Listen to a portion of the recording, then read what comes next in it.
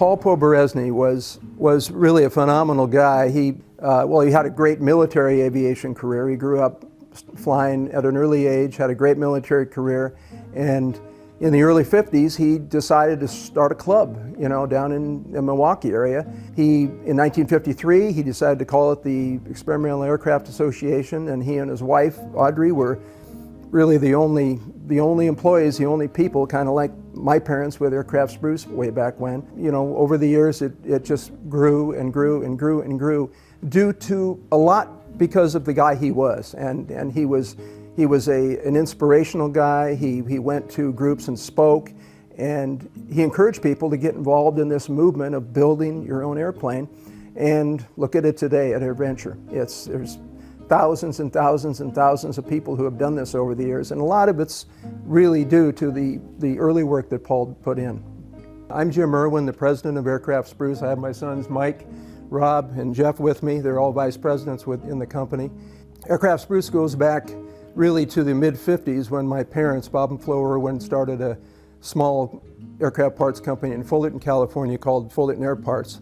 They ran that for 10 years. My mother decided that she would prefer to be home with her two young sons, raising them. That lasted about 6 months and she got bored. Found an ad for a small company in Washington that was selling Aircraft Spruce lumber. Bought the rights to it, which really was not much. It was a few sets of plans for a few home builds of the time. As the years went by, she added a few more things to her selection of products, and that single page flyer on Spruce became a small catalog. The original company was called Aircraft Spruce. It became Aircraft Spruce and Specialty as we added more products, and today people just call it Aircraft Spruce or even just Spruce. And we've been blessed to become one of the largest suppliers in the sport aviation industry. In 1980, I assumed the leadership of the company with my wife, Nancy, and we've run it for 45 years. The company, we've been blessed to be able to grow the company significantly over those years.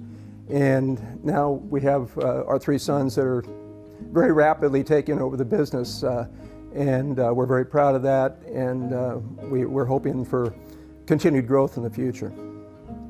So for many years in Oshkosh, we've been coming here for, well, I've been here for about 54 of them now. For many, many years, we would rent a house in town and became renting 3 or 4 or 5 homes as our staff grew. And in 2016, there was an ad in Sport Aviation, and it presented this property for sale.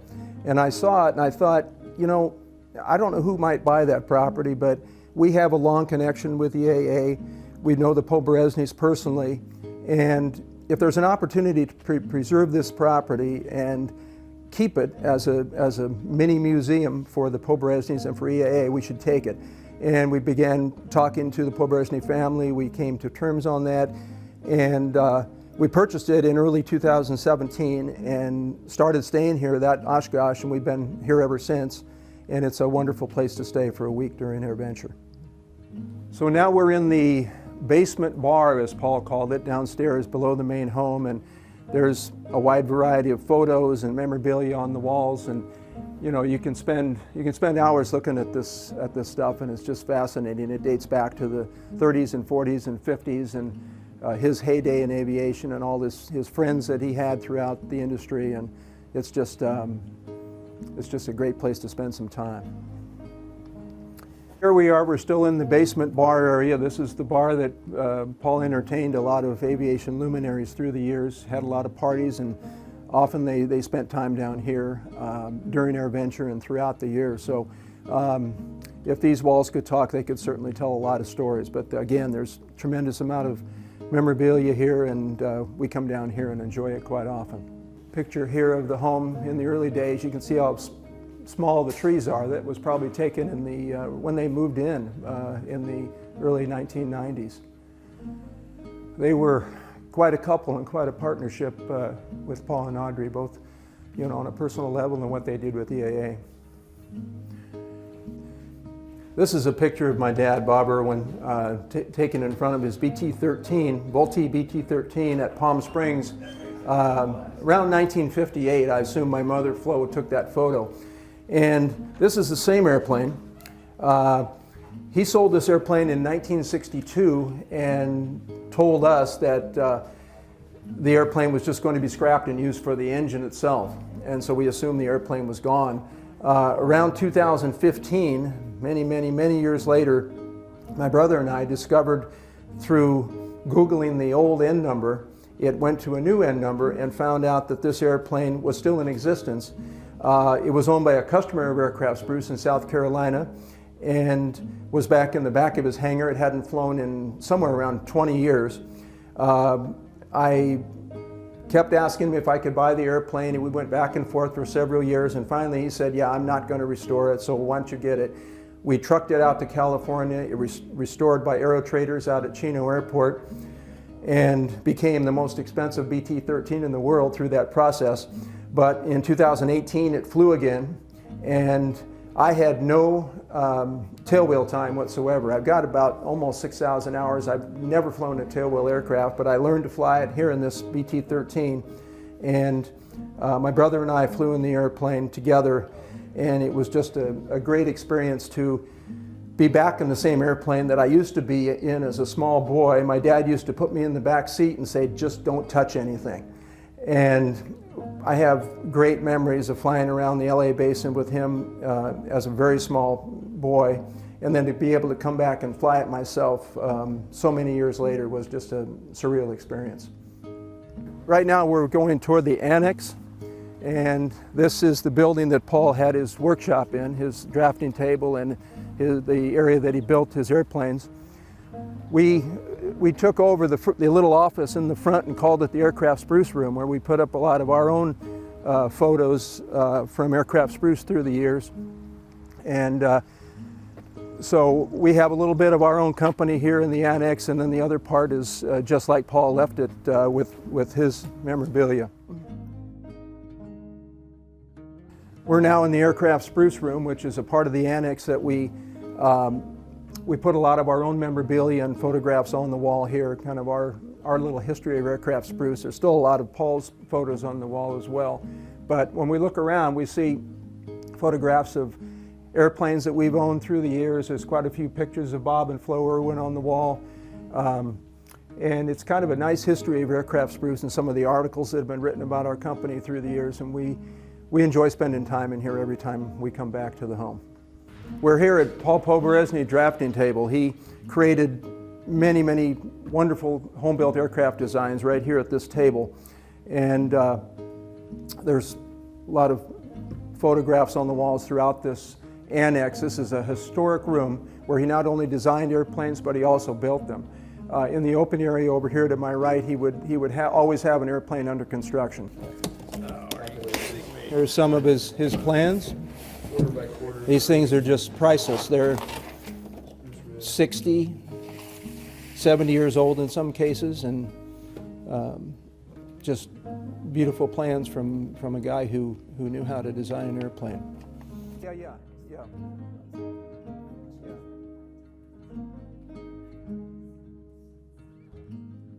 So this is Paul's bar that is adjacent to the drafting table and the aircraft construction area. Another area he could spend a few quiet moments, maybe even entertain a few guys here while he talked about the airplane that he was building in the other room. So again, a room that has a lot of stories behind it. Picture of